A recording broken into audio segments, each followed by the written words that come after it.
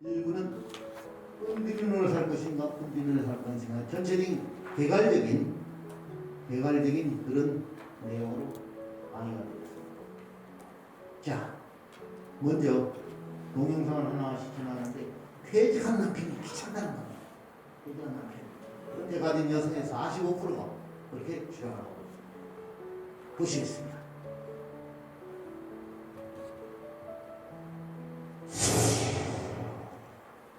부담스러운 배우자. 60대, 70대 은퇴자들은 수면 시간을 제외하고 잘 때 빼고요. 잘 때 빼고 하루 평균 4시간 10분을 배우자와 함께 보낸다고 합니다. 그런데 은퇴 여성의 45%, 거의 여성의 절반가량은 남편과 함께하는 이 4시간 10분도 줄이고 싶다, 혼자 있고 싶다 라고 말을 한다고 합니다. 자, 은퇴 후의 100세 인생. 왜 남편들은 천덕꾸러기가 되는 걸까요? 왜 그런 겁니까? 일단 결론부터 듣는 거지. 왜 그런 거예요? 아니 왜 그런 것도 중요하겠지만 이 뉴스가 딱 나가고 제가 몇 분 어르신들께 전화를 드렸어요. 네. 어르신도 아니죠. 저 입장으로서 이제 아는 분들께 전화 드렸는데 네. 그분께 이렇게 전화 드렸더니 세 가지 반응이 나오더라고요. 하나, 아내가 그렇게 생각할 줄 몰랐다.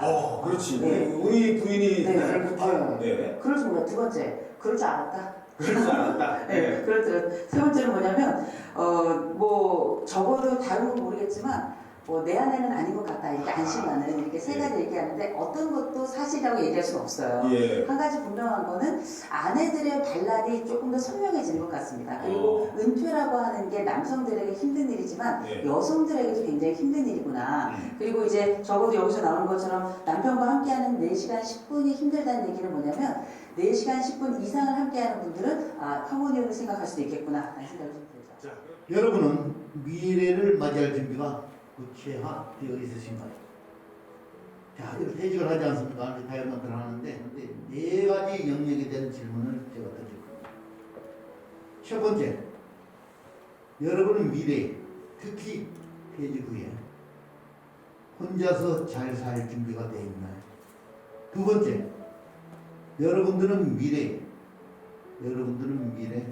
함께 더불어 잘 살 수 있는 준비가 구체화되어 있나요? 세 번째, 여러분은 미래 끝없이 배우고 도전하는 그런 삶에 대한 준비가 구체화되어 있나요? 네 번째, 여러분은 미래 봉사를 즐기면서 사는 삶에 대한 준비가 되어 있나요? 이 네 가지 질문을, 네 가지 영역에 대한 준비에 대한 질문을 드렸습니다. 그런데 숫자가 하나 나옵니다. 저 구자가 의미하는 게 뭘까요? 바로 그쵸.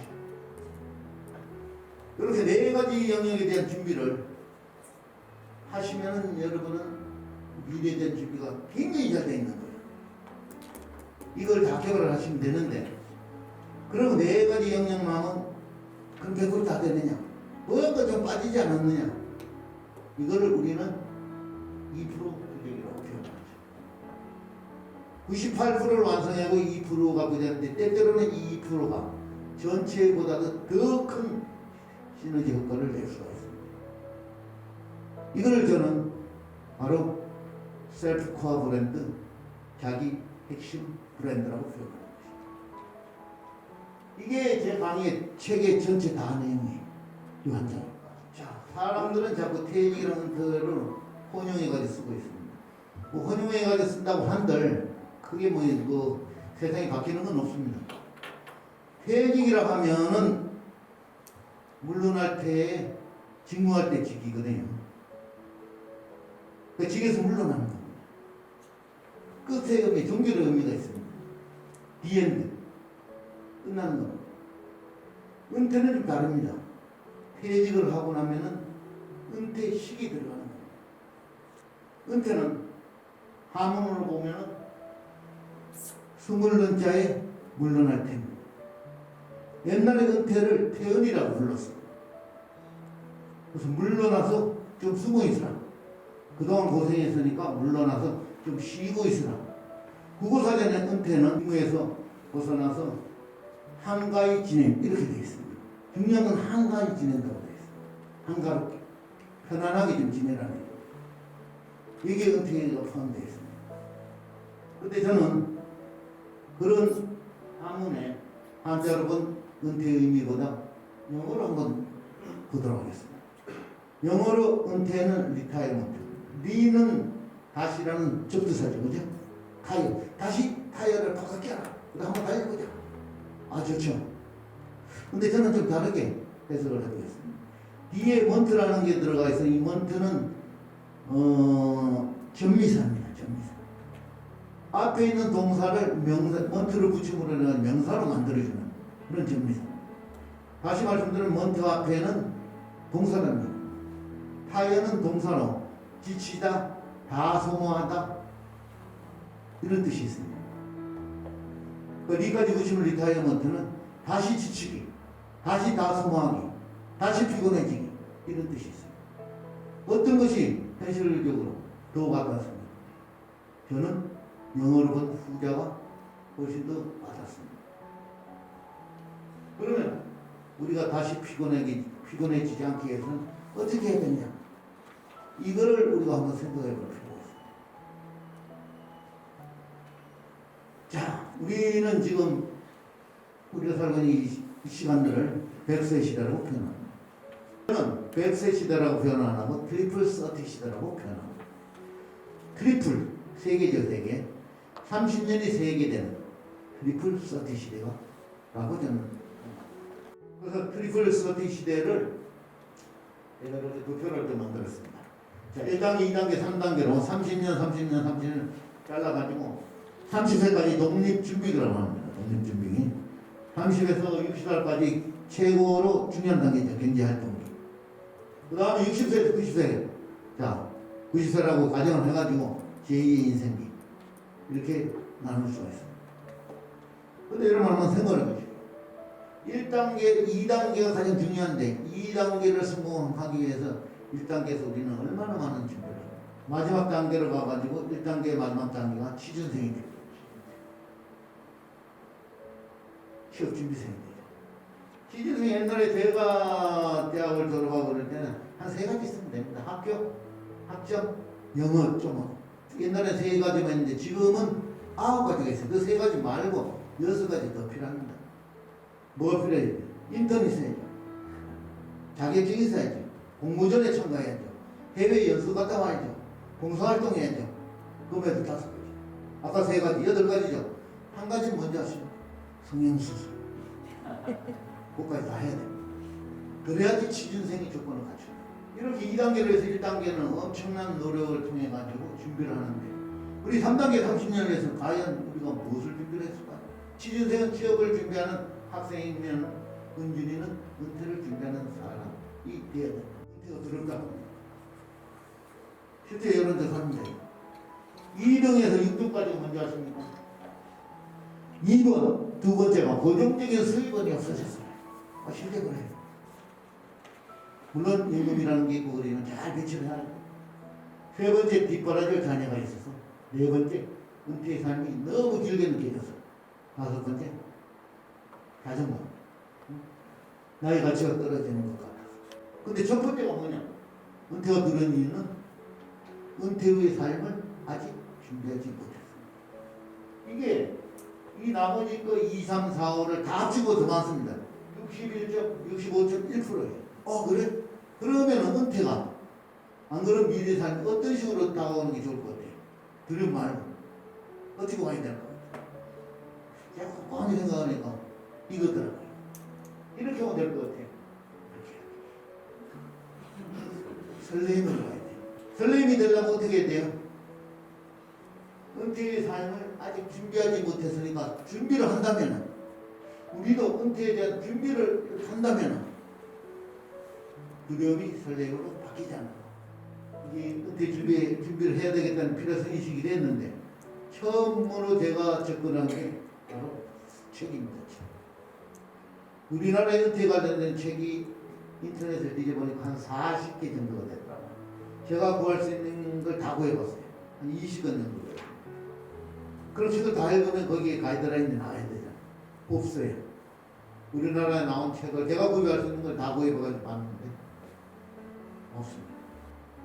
그 다음에 은퇴 준비 교육 프로그램에 참여해서 우리 회사에서도 그런 프로그램 아주 고가를 들어가지고 해주더라고. 제주도까지 보내고 막 이러거든요. 그다음 막 강좌를 막 열어주는데 진짜 좋은 강좌들이에요. 그러면 그 며칠 동안, 일주일 동안 그 끝나면 내 스스로 뭔가를 할 수 있어야 되지 않습니까? 없더라고요. 그냥 좋은 강좌에 그냥 재밌고 좋은 강좌. 그래서 저는 전문가를 찾아가기로 했습니다. 그분들이 대부분을 만나가지고 몇몇 분 만나가지고 얘기를 해보니까 무용담만 얘기해요. 근데 일반인들, 나처럼 평범한 사람들은 할 수 없는 게 너무 많은 거예요. 자, 그러면은 은퇴의 선배들. 그래. 나만의 은퇴 준비 시스템 가이드라인을 내가 만들어보자. 이렇게 해서 은퇴 준비에 대한 구체적 연구를 시작하게 되었습니다. 그래서 1단계로서는 퇴직 후에 나의 삶의 구체적인 분석을 통해서 거기서 나온 카테고리별로 그 은퇴를 어떻게 준비를 할 건가 하는 은퇴 준비의 4영역, 즉 은퇴 준비 4트랙을 구성하게 됐고요. 그 구성을 바탕으로 각 카테고리별로 액티비티를 설정해서 구체적으로 시행하게 되었던 것입니다. 이런 시행을 통해서 나온 과정에서 4단계로 자기 핵심 브랜드, 즉 셀프 코어 브랜드를 구축하게 되었던 것입니다. 이렇게 구축한 다음에 이것을 한 권의 책으로 나온 것이 바로 국내 최초의 은퇴준비 실전 지침서인 은준인이 탄생하게 되었던 것입니다. 그럼 은준이는 은퇴를 준비하려는 사람을 위해서 어떤 구체적인 해법을 제시하고 있는 걸까요? 그것은 바로 은퇴준비 4영역과 자기 핵심 브랜드 창출이라는 것입니다.